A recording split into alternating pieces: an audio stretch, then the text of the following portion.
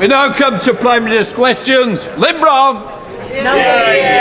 Number one, Mr. Speaker. Prime Minister. Mr. Speaker, I know the whole House will want to thank the emergency services for their ongoing response to the shocking incident in Nottingham yesterday. Our thoughts are with those injured and with the families of those who lost their lives. Today is also the 6th anniversary of the Grenfell Tower fire. We remember the 72 people who lost their lives and remain as committed as ever to ensuring that such a tragedy can never happen again. Mr. Speaker, this morning I had meetings with ministerial colleagues and others. In addition to my duties in this House, I shall have further such meetings later today. Lynn Brown. Grateful, Mr. Speaker. Can I associate myself with the words of the Prime Minister? Our hearts are with the City of Nottingham, and we also remember those 72 killed at Grenfell and support those still fighting for justice and safe homes. According to the Office of National Statistics, in January, food prices were rising at 16.8% a year. The most recent figures show food prices rising by a whopping 19.1%, making a mockery of his pledge to halve inflation. Does he honestly think people won't notice? Mr. Speaker, of course I acknowledge that the cost of living is rising for families, and that's why my first priority at the beginning of the year is to halve inflation. I'm pleased to say that inflation is now falling, and in the latest set of estimates we remain on track to do so. With regard to food prices, we're not alone in experiencing high food price inflation like many other countries in Europe. That's why the Chancellor has already spoken to the CMA, who are looking at the grocery industry, and we continue to support families with the cost of living, notably by paying half of their energy bills. Palsy. Thank you, Mr. Speaker. Mr. Speaker, it's a fact that Labour have never left government with unemployment lower than when they came in. And figures released yesterday show that there are now 4 million more people in work than when Labour were last in power. Does the Prime Minister agree that the security of a good job will always be better than Labour's dependency culture? Mr. Speaker, my honourable friend is absolutely right to point out Labour's poor record on jobs, and yesterday's figures showed that the UK economy is resilient, with the number of people in employment now at a record level, Mr. Speaker. By no means complacent, but the inactivity rate continues to fall and the unemployment rate remains at historically low levels. That is a Conservative government delivering for our country. We now come to the Leader of the Opposition, Keir Starmer. I join with the Prime Minister in his comments about the terrible attack in Nottingham yesterday and in tribute to the work of our emergency services. The thoughts of the whole House are with the victims and the people of that great city. I also join him in remembering the 72 people who lost their lives in the Grenfell Tower fire. The victims and their families are always in our hearts, but 6 years on, the justice they're fighting for is long overdue.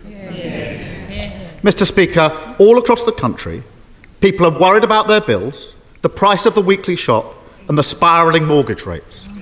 So why has the Tory party spent this last week arguing over which of them gets a peerage? Prime Minister. Well, Mr. Speaker, my points on this are very clear. In line with a long-established convention of previous Prime Ministers having the ability to submit honours, I followed the process to the letter in convention with long-standing process. It is, by the way, Mr. Speaker, a long-standing convention that Prime Ministers on both sides of this House have followed in the same way that I did. Keir Starmer. Mr. Speaker, the truth is, for all his tough talk after the event, the Prime Minister did sign off the honours list. And that means, Mr. Speaker, that those who threw a Downing Street party the night before the late Queen sat alone at her husband's funeral will now receive awards from the King. If he's so tough, why didn't he block it? Mr. Speaker, as I said, I and the government follow due process and convention. Prime Ministers of both parties have always upheld the convention of non-interference on political honours. My predecessors may not have agreed with Labour's choices of Tom Watson or Shami Chakrabarti, but the same precedent, Mr. Speaker, the same precedent stood then as it does now, and I'd expect a knight like him to understand that.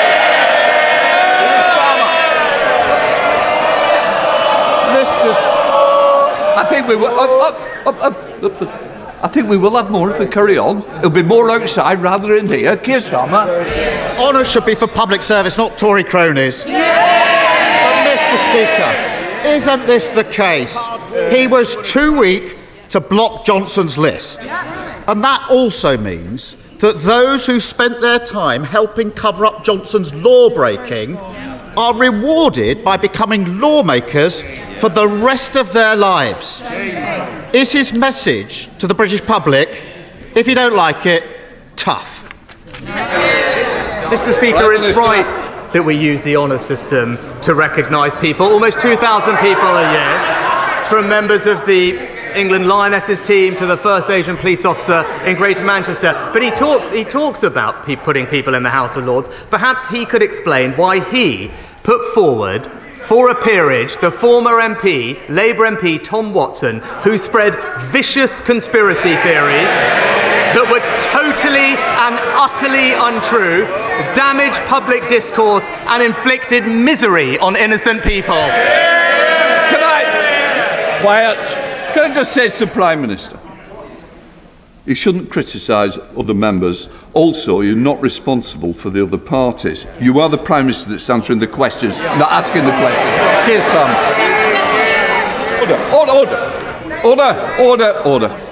Is somebody wanting to challenge my decision? Keir Starmer. Mr. Speaker, the truth is the country is paying the price of this endless cycle of chaos and distraction. The Tory economic crash means that millions of mortgage holders will pay thousands of pounds more next year, and the blame lies squarely at the door of a government more focused on the internal wars of the Tory party than the needs of the country. Does he not think that those responsible should hang their heads in shame? Mr. Speaker, as I said right at the beginning of the session, our number one economic priority is to reduce inflation so that we can restrain the increase in interest rates. But one thing we know that we need to do that is to reduce our borrowing and debt, Mr. Speaker. That's how we will bring interest and mortgage rates down. But last week, what did we see?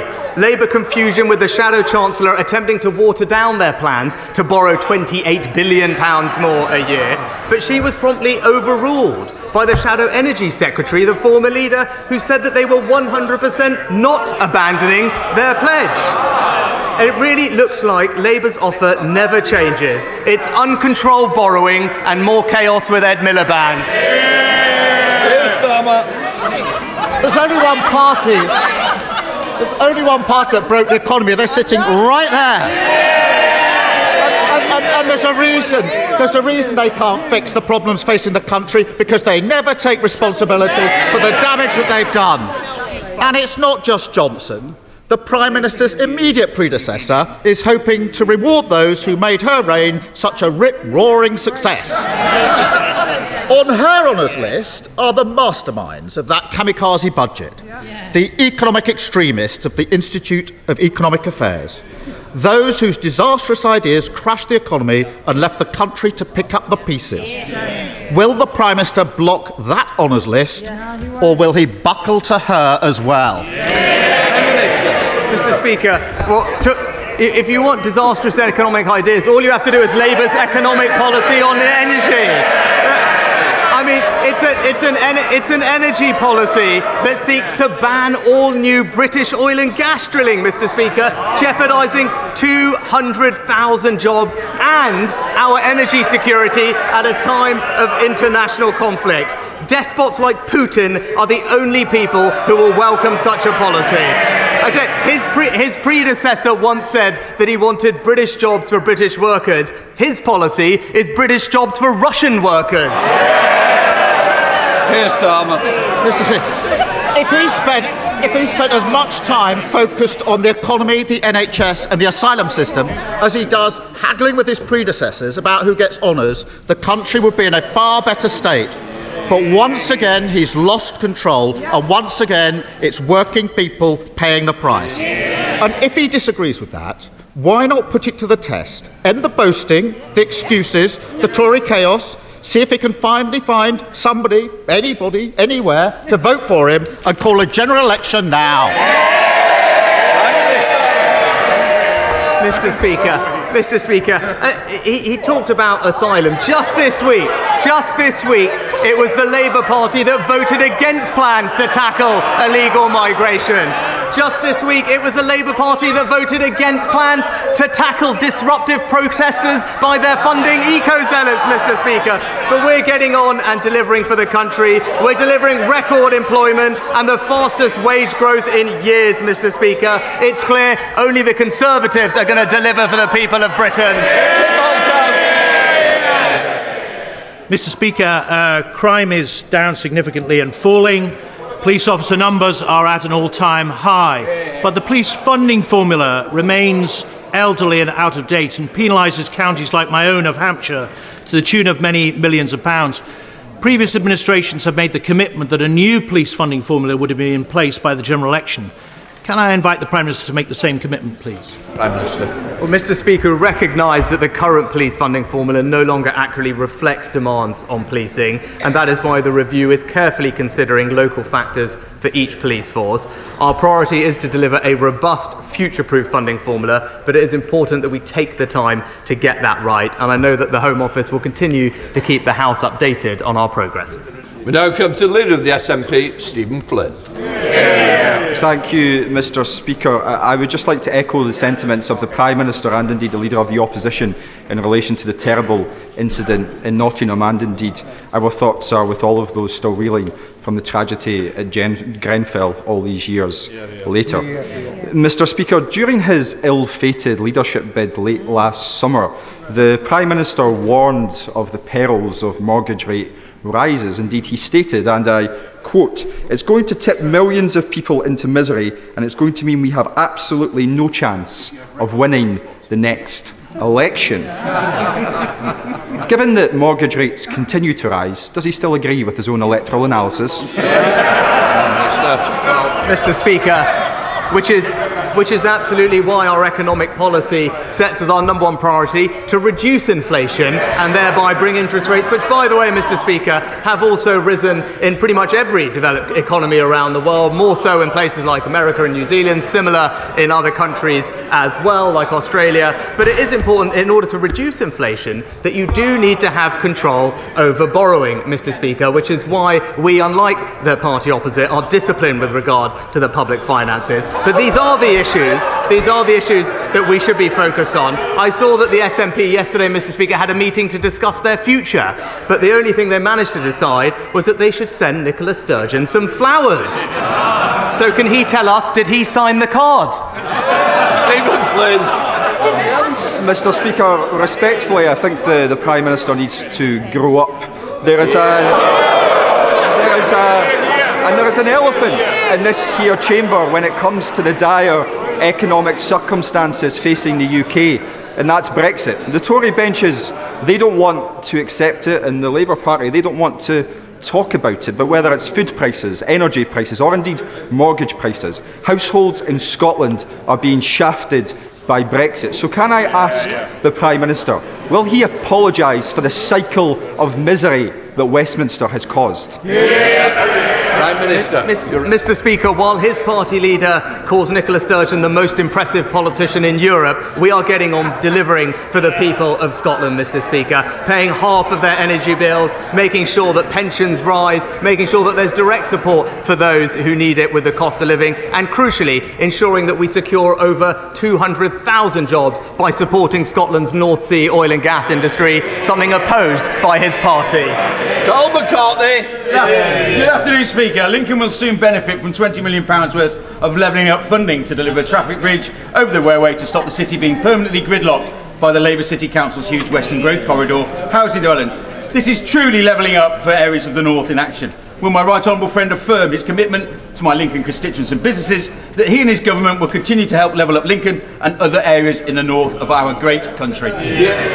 My honourable friend is a fantastic advocate for his constituents. I'm glad that he and Lincoln City Council were successful in their £20 million levelling up fund bid. The scheme will see 2 new bridges built across the railway line, improving access, reducing congestion. I very much look forward to seeing these plans progress, and he and I both share an ambition to make sure that we level up not just in Lincoln but across the country. Neil Hanby.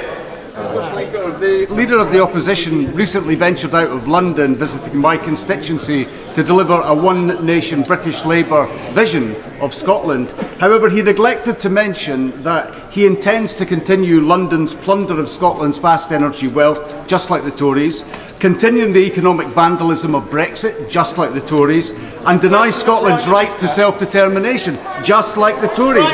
So perhaps the Prime Minister can tell me which London party leader is the greatest threat to Scottish democracy? The Tory to my right or the Tory to my left? Prime Minister. Mr. Speaker, I apologise because I didn't hear fully the honourable gentleman's question, but I did.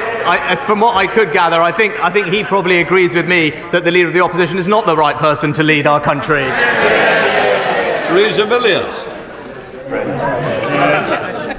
Really worried about the cost of living. Will the Prime Minister agree that it is completely wrong for Labour to be introducing new ULEZ driving charges? Prime Minister. Well, Mr. Speaker, my right honourable friend is absolutely right to raise this important issue. While we are getting on providing significant support to families with the cost of living, the Labour Mayor of London, to whom Transport has devolved, is busily putting it up, imposing the ULEZ charge against the overwhelming views of residents and businesses. It is disappointing he is not listening to the British public and the public in outer London, but what's even more, his plan to raise costs on working families is totally backed by the Leader of the Opposition. Kim Johnson. Thank you, Mr. Speaker. Prime Minister, new data from the End Child Poverty Coalition and Loughborough University has shown that your government's austerity measures have plunged 4.2 million children into poverty, 70% of them in working households. In Liverpool Riverside, 42% are living in poverty, up 7% since 2015. So can the Prime Minister commit to scrapping the cruel and ineffectual two-child limit to lift 250,000 children out of poverty and meet with anti-poverty organisations? Mr. Speaker, I'd just like to gently point out to the Honourable Lady that there are in fact 400,000 fewer children in absolute poverty than in 2010. And we also know, Mr. Speaker, that work is the best route out of poverty for families. So with employment, as we saw yesterday, at record levels, I'm pleased that there are now over 600,000 fewer children in workless households in 2010. On the specific policy that she raises, it actually ensures fairness, Mr. Speaker, by asking families on benefits to make the same financial decisions as families supporting themselves solely through work. Thank you, Mr. Speaker. Mr. Speaker, earlier this week, the all-party group on coalfield communities published our report into next steps in levelling up the former coalfield communities, which I know the Prime Minister has received a copy of in his inbox. As a proud MP for Newcastle-under-Lyme, I'm delighted with the funding that we've had from government through the Future High Streets Fund and the Town Deal, but there's always more to do. So will the Prime Minister commit to reading our report, carefully considering our recommendations and working out what more we can do to level up our coalfield communities across the whole of the United Kingdom? Prime Minister.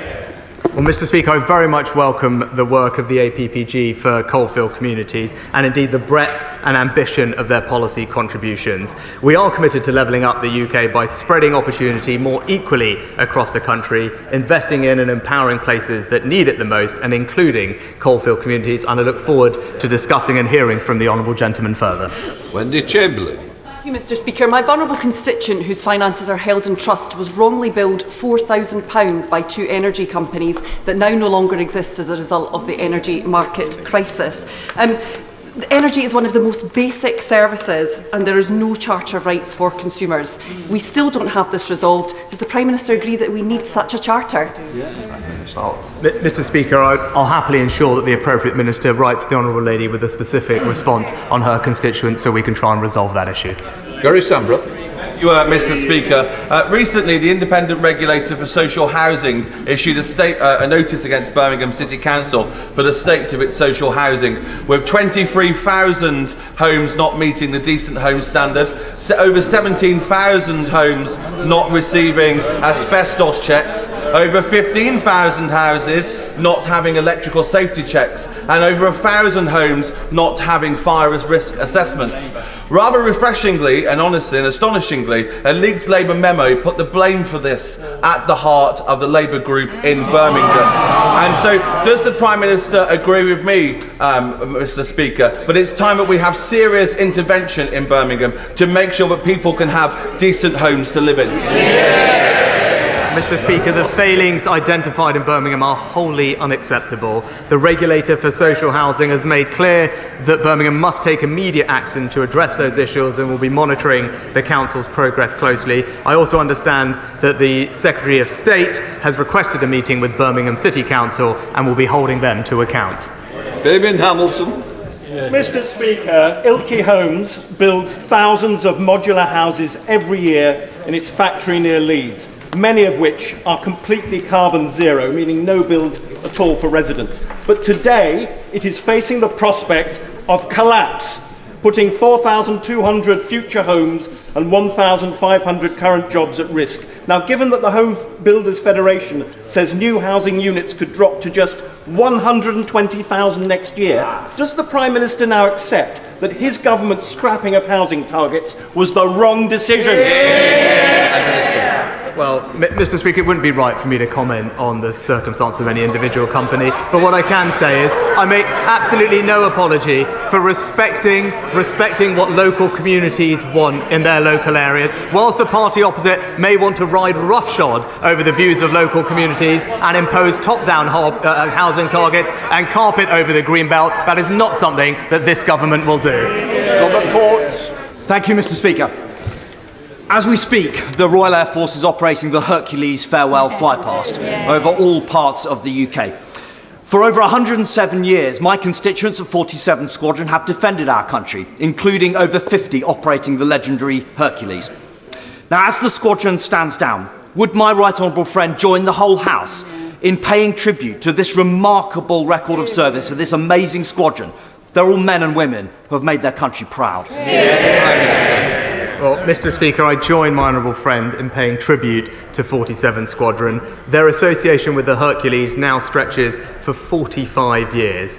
And although their vital work at the heart of defence has often been unheralded, the Squadron has served with professionalism and distinction throughout. I think the whole House will join me in saying that the personnel and crews can be rightly proud and they have our full thanks. Mr Speaker, my constituent Sarah has been let down by this government.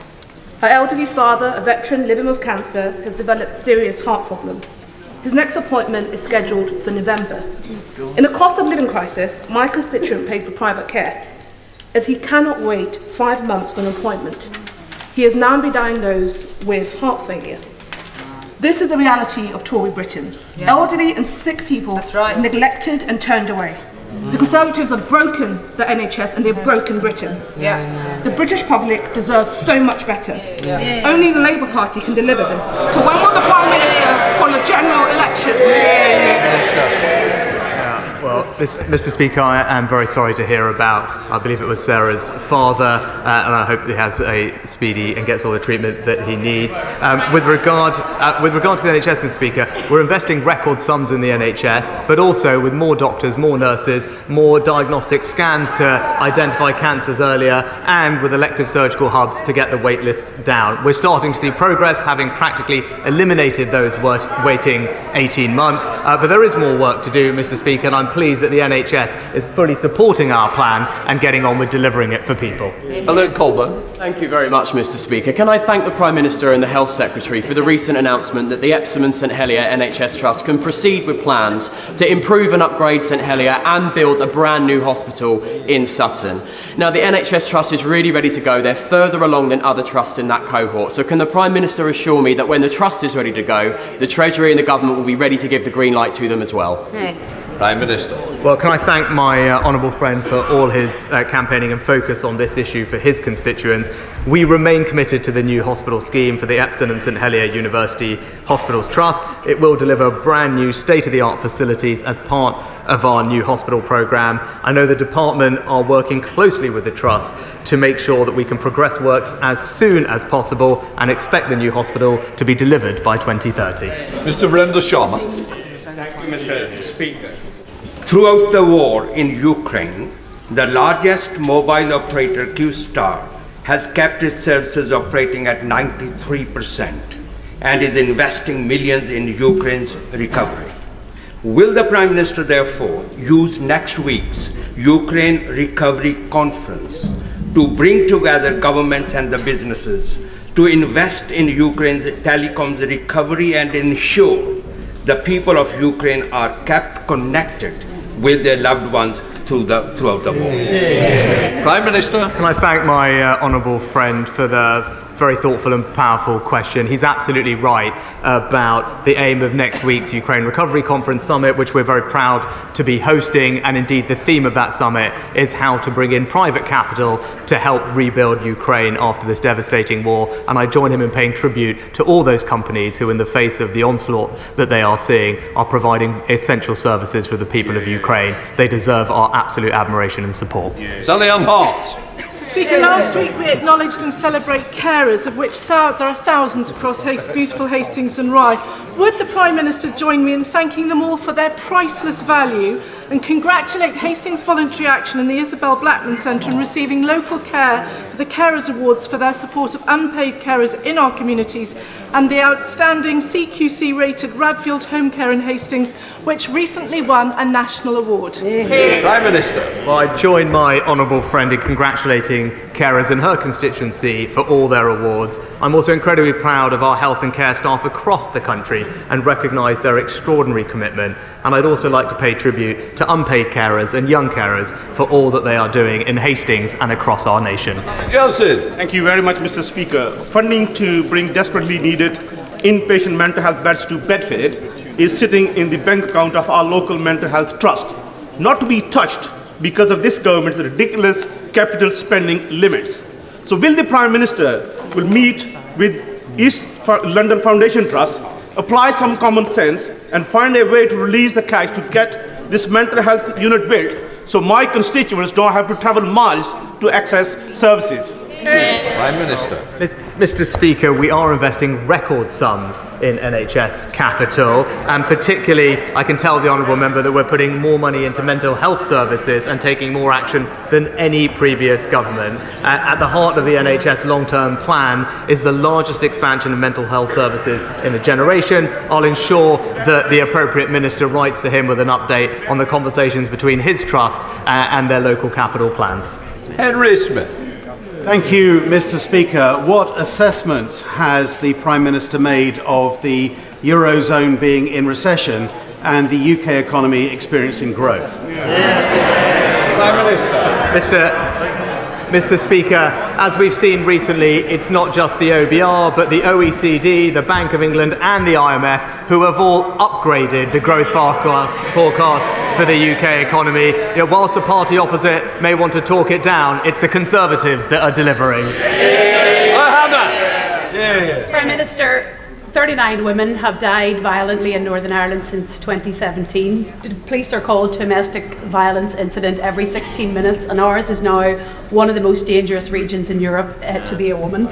Stormont has consulted on a strategy to tackle violence against women, but there are no ministers to take it forward. The outstanding Women's Aid Federation learned last month that their core funding is being taken away. In the demoralising absence of a government, will the Prime Minister work with me and others to ensure that strategy is enacted and funded so that we can tackle the cultures and behaviours that are having such devastating impacts on women in Northern Ireland?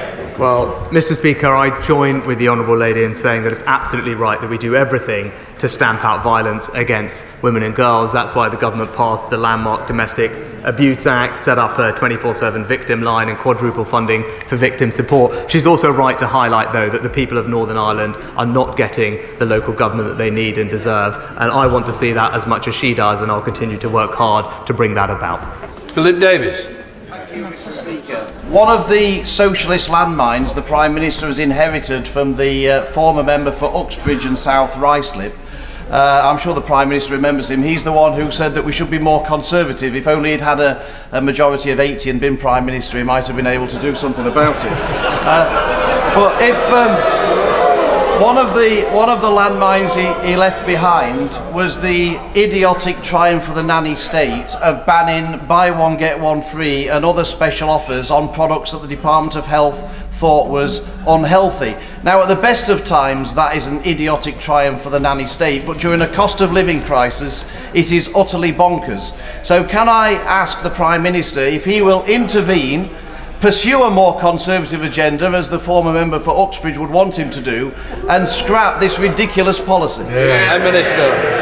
Well, can I thank my honourable friend? He's long highlighted this policy, which is why, after I took office, given the concerns that he and others had raised about the impact on the cost of living, we already have, as he knows, postponed the introduction of this policy. No final decisions have been made, but I'll continue to take what he said very seriously in all our deliberations.